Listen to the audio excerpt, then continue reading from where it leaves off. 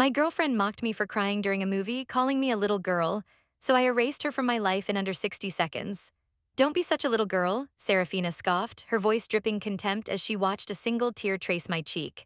That seemingly small jab, delivered in the dim light of our living room, wasn't just an insult. It was the final, blinding flash of clarity. In less than 60 seconds, she went from my girlfriend to a digital ghost, erased with cold precision. Serafina didn't fall in love with me. She fell in love with my potential, or rather, a version of me she believed she could sculpt from the raw material of my personality. For 2 years, I was her project. My own world is one of soil, sunlight, and the patient unfurling of leaves. As a landscape designer, I find a profound sense of purpose in coaxing life from the earth, in understanding the quiet language of things that grow. Serafina, a driven marketing director for a tech startup, inhabited a world of metrics, milestones, and aggressive growth. She saw my quiet nature not as a strength, but as a fallow field she was eager to develop. The dismissals were small at first, little paper cuts to the soul disguised as playful jabs. I remember about 6 months ago, after a year of meticulous care, my prized Paphioptilum rothschildianum asterisk, a rare lady's slipper orchid, finally produced a magnificent striped bloom. I was ecstatic, a quiet humming joy vibrating through me. I brought her into the living room, a trophy of patience. "Look, Sierra," I said, my voice soft with reverence. She finally opened. Serafina glanced up from her laptop, a flicker of a smile on her lips that didn't reach her eyes. "It's cute, Tris, a bit of a grandma hobby though, don't you think?" she said, her tone light and airy. "When are you going to pick up something with a bit more? Testosterone, a triathlon maybe?" The words were a tiny, sharp pebble in my shoe. It stung, but I shook it off. "She's joking," I told myself. "She's a creature of code and concrete. She doesn't speak the language of petals." I moved the orchid back to its humid corner, feeling strangely like I had to protect it from her judgment. Then there was the incident 3 months ago. My best friend Marcus had been laid off and he was spiraling. I spent an entire evening with him, just listening, letting him vent his fear and frustration without offering cheap solutions.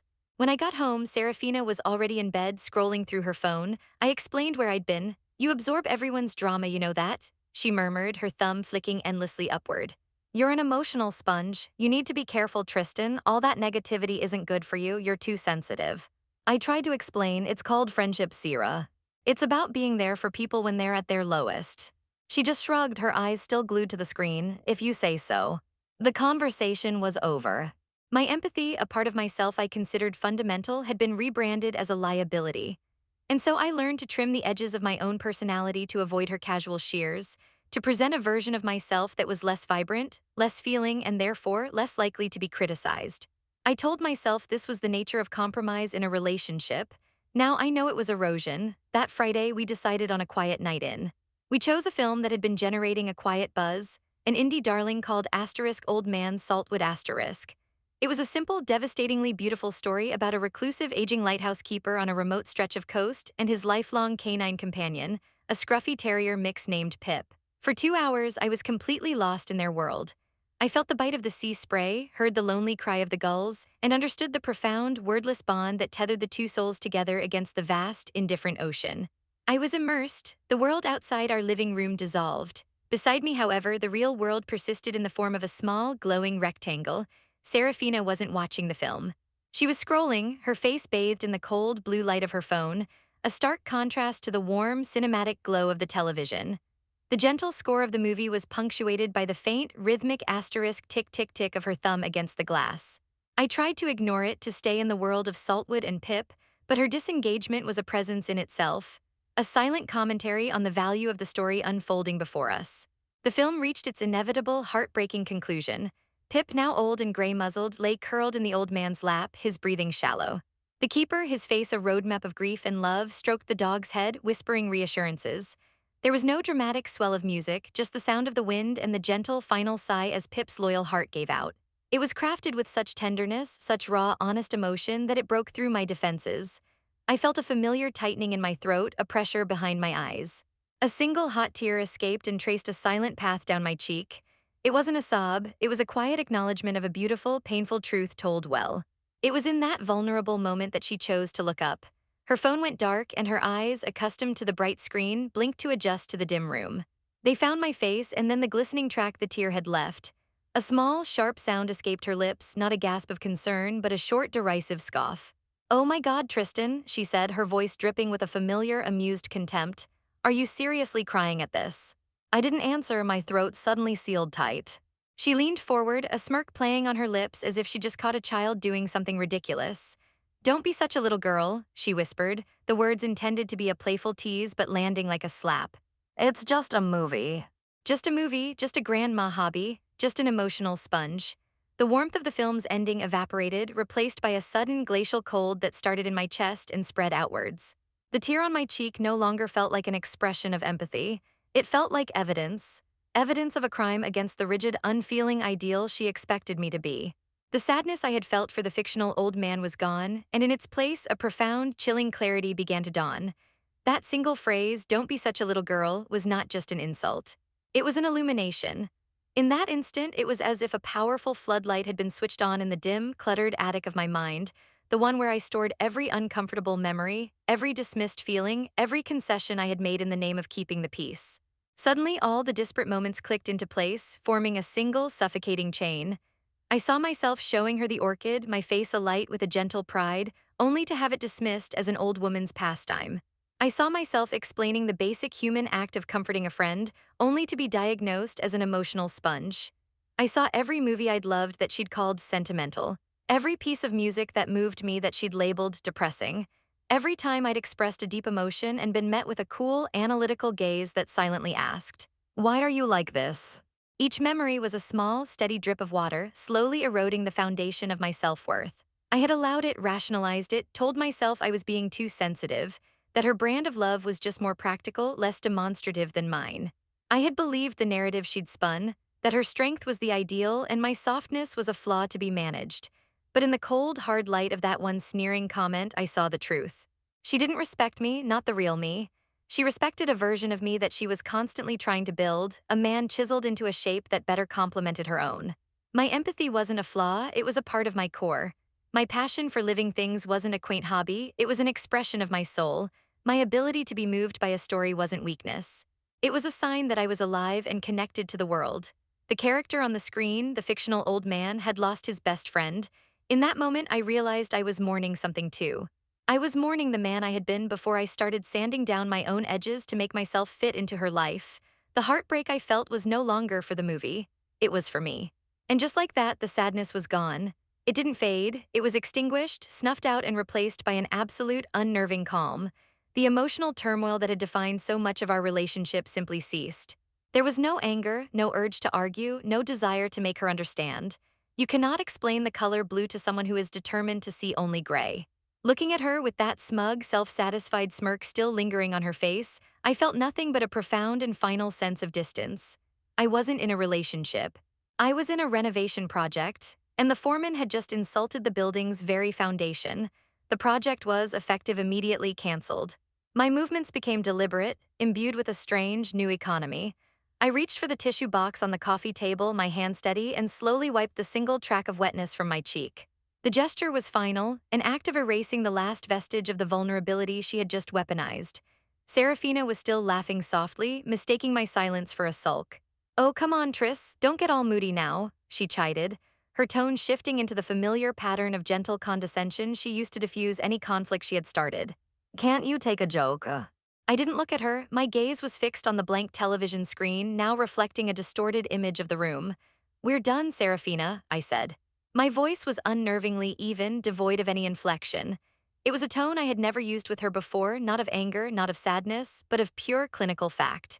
The quiet finality of it stopped her short, her smile faltered. What are you talking about?" Instead of answering, I picked up my phone from the table. My thumb moved with a calm precision that felt alien to me. I opened my contacts, found her name, Sierra Red, and stared at the heart emoji for a fraction of a second. It looked like an artifact from another life. I tapped edit, deleted the heart, then scrolled to the bottom of her contact card. "Block this caller." A confirmation popped up. I pressed block contact. Her face, illuminated by the glow of my screen, was a mask of disbelief. "Tristan, what the hell are you doing?" I exited the contacts app and opened WhatsApp. Found our chat history, a 2-year-long tapestry of plans, jokes, and hollow I love yous. Tap, block, confirm. "Are you insane?" Her voice was rising now, laced with the first notes of panic. "Over a stupid joke, you're going to be this dramatic." Instagram was next. I navigated to her profile, her carefully curated grid of professional successes and flattering selfies. Unfollow, then the three little dots, block, her face vanished from my feed, Facebook, unfriend, block. The entire process took less than a minute, 60 seconds to dismantle the digital architecture of a 2-year relationship. With each tap, I felt a weight lifting, a sense of reclaiming territory that had long been occupied. I was not being dramatic, I was being decisive. Drama is for people who still have something to negotiate. I had nothing. When I was finished, I placed the phone back on the table, screen down. I finally turned to look at her. Her face was pale, her mouth slightly agape. The amused contempt was gone, replaced by a dawning horror. "This isn't because of a joke," I said, my voice still holding that same flat, chilling calm. "It's because in 2 years you've never once seen me, you've only ever seen a project you couldn't fix." I stood up. "Goodbye, Serafina." I walked into our bedroom, grabbed the pre-packed emergency backpack I kept in the closet, a holdover from my days volunteering in disaster relief, and walked back to the front door. I didn't grab anything else. My plants, my books, my clothes, they were just things. I could get them later. What I couldn't afford to leave behind for another second was myself. As I opened the door, her voice, now trembling, called out one last time, "Tristan, wait, we can talk about this." I paused in the doorway but didn't turn back. "No," I said, looking out into the hallway, "we can't." Then I closed the door behind me, the soft click of the latch echoing like a gavel. The city air felt crisp and clean as I walked out of the apartment building, a stark contrast to the suffocating atmosphere I had just left. I didn't drive to my own empty apartment, a place that felt more like a shared storage unit than a home. Instead, I drove across town, the route familiar and comforting. I went to the one place that had always felt like a true sanctuary, Marcus's house. He opened the door on the second knock, his usual warm smile fading into a look of concern as he took in my expression. I wasn't crying, I wasn't visibly distraught. But he had known me since we were 10, he could read the subtle weather patterns of my soul, he saw the storm that had just passed. "Tris," he said, his voice low, "come in." He led me to the kitchen, poured 2 glasses of whiskey without asking, and sat down opposite me at his worn wooden table. He just waited, giving me the space to gather my thoughts. I recounted the evening's events in a measured, almost detached voice. The movie, the tear, the comment, the methodical deletion of her digital existence, my final words, and the walk out the door. I laid out the facts like exhibits in a case. When I finished, a silence settled between us. It was in that quiet space that the first insidious tendril of self-doubt began to creep in. It was a voice I recognized well, the one Serafina had cultivated in me for 2 years. Was that too much? Was it an overreaction? A disproportionate response to a single, thoughtless comment. I looked at Marcus, my oldest friend, the historian who valued context and evidence above all else. Was I too harsh? I asked, the question feeling fragile in the air. Did I overreact? Marcus leaned back in his chair, swirling the amber liquid in his glass. He fixed me with a gaze that was both incredibly kind and fiercely loyal. "Overreact?" he repeated, his voice firm, cutting through my uncertainty. "Tristan, you are the most patient, accommodating man I have ever known. We all your friends, we've seen this for years." He leaned forward, placing his glass on the table with a soft thud. "She didn't just make a joke tonight, she belittled the very essence of who you are. She despises your kindness, she mocks your passions, she sees your empathy as a character flaw that needs to be corrected. She hasn't been your partner, man, she's been your critic, your warden." His words were not just a comfort, they were a validation, a powerful external confirmation that what I felt was real and justified. He was holding up a mirror, and in it, I didn't see a hysterical man who had just blown up his life over nothing. I saw a man who had finally, belatedly, stood up for himself. "What you did tonight wasn't an overreaction," Marcus continued, his eyes locked on mine. "It was a liberation. Honestly, brother, I'm proud of you. It's about damn time." Hearing that from him, from someone who truly saw me, was like a deep, cleansing breath. The last wisp of self-doubt dissolved completely. It wasn't my sensitivity that was the problem, it was her lack of respect. It wasn't my reaction that was extreme, it was her behavior that had made it necessary. In the warm, quiet kitchen of my friend's house, I didn't feel lost or heartbroken. I felt anchored, I felt free, I had not destroyed my life, I had just taken it back. The next 3 months were a quiet renaissance. I moved into a new apartment, a sun-drenched space with a small balcony that was perfect for a garden. The first thing I did was retrieve my plants from the old apartment, arranging a time through a mutual friend so I wouldn't have to see or speak to Serafina. Walking into my new, empty living room with my prized orchid, I felt like I was bringing home a fellow survivor. I poured all the energy I had once spent managing Serafina's moods and preempting her criticisms back into myself. My work flourished. I threw myself into a challenging project, designing a therapeutic garden for a local community center, and my ideas felt clearer, more innovative than they had in years.